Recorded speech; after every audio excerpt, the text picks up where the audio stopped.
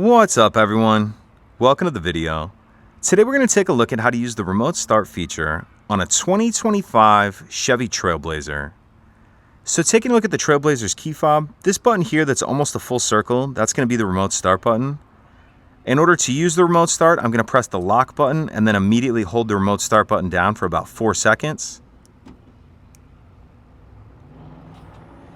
The vehicle will respond by flashing its lights and then starting.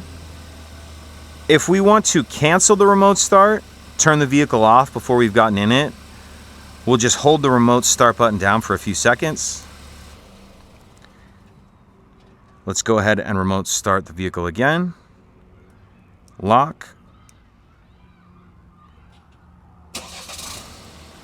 The vehicle will run for 15 minutes before automatically turning itself off if we don't get in and turn the ignition on. If we want to extend the runtime an additional 15 minutes, you'll have to wait till the vehicle's been running for at least 30 seconds, and then you'll repeat the starting procedure, press the lock button, and then hold the remote start button down for about 4 seconds. That'll extend the runtime, the total runtime, to 30 minutes. And the vehicle will only remote start twice, as I've just done, or once if you extend the runtime.